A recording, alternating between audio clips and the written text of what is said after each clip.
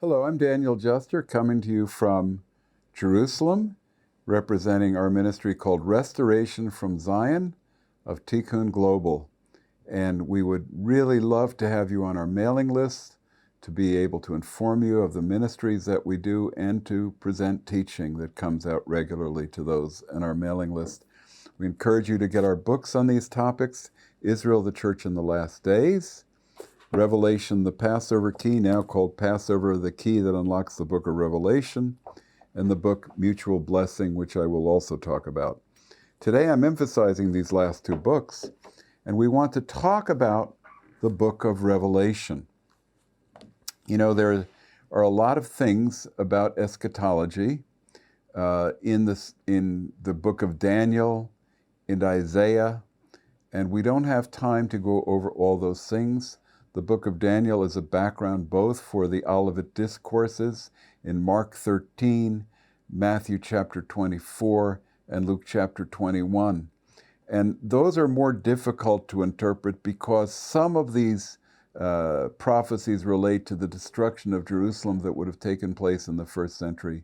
But some of that content relates to what will happen just before the second coming of the Lord. The book of Revelation builds and continues content that we find in the Olivet Discourses of the Synoptic Gospels, that is the first three Gospels, and has as its background the book of Daniel. So we're just going to emphasize what the book of Revelation says about the last days.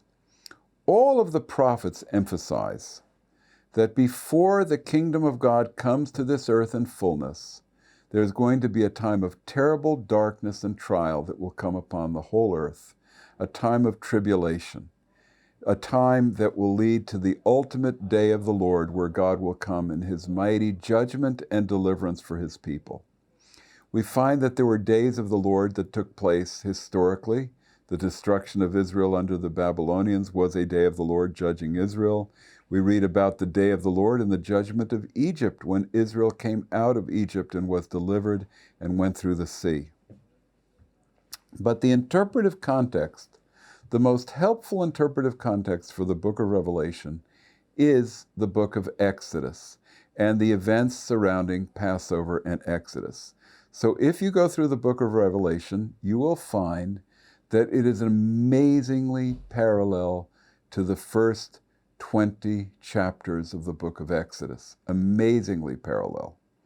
First, the book begins with John being taken up into heaven, and I believe the Lord gave me a 7-point outline to help us to understand it. And John was given to write letters to the 7 churches of Asia Minor. This was Western Turkey. And these 7 churches were warned to prepare because they were going to go through their own time of tribulation at the end of the first century when the persecution came from that empire. And they didn't know if it wasn't going to lead to the last final time of tribulation, and it didn't. But they were told that if they were going to get through this period intact, if they were going to get to this period without great loss, they had to do 2 primary things. They had to not lose their first love and fervor for the Lord. And the second thing was that they had to keep basic doctrine pure. Purity of teaching, not the Nicolaitans, not the doctrine of Jezebel, and purity of life and morals, but then they had to be passionate for the Lord. And the greatest protection for us in the time of difficulty and darkness is to be passionate, on fire for the Lord. So the book of Revelation is telling us to prepare. It's preparation for God's people, just as the people of Israel in Egypt had to be prepared to go through the time of the outpouring of God's plagues. They had to be prepared and know what to do to go through that, especially the last plague and the death of the firstborn. The book of Revelation then comes to a place of judgments that are expressed not in 10 plagues, but instead of the 10 plagues, we read about 7 seals, we read about 7 trumpet judgment periods, and 7 bowls of God's wrath. So instead of 10, we have a total of 21. And the way this is arranged is that the last of the series opens up the next series. So they are sequential. They're not overlapping. They're not the same thing. The seventh seal includes the seven trumpets, and the seventh trumpet includes the seven bowls of God's wrath that issue from it. So that provides a skeleton of the progression of the book of Revelation.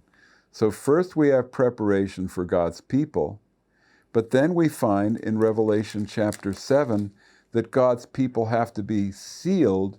And in my book, I talk about this as God's people are protected in the land of Goshen. So God's people are protected as he seals them and brings them into places where the enemy cannot touch them unless they are called to lay down their lives in martyrdom. And that's what you read about those that are sealed from the tribes of Israel, 144,000, and then we read about those that are in a place of ascended worship. See, I don't think that in chapter 7, these are the ones that died like in chapter 5. These are in ascended worship, and they are before God in a place of protection because they are in him in chapter 7. So the second point is God's people are protected. Then we read that there are plagues of God that are poured out on worldwide Egypt. Now, one of the protections of God in the last days is going to be prophetic ministries, and we don't know it in all of the descriptions of these plagues.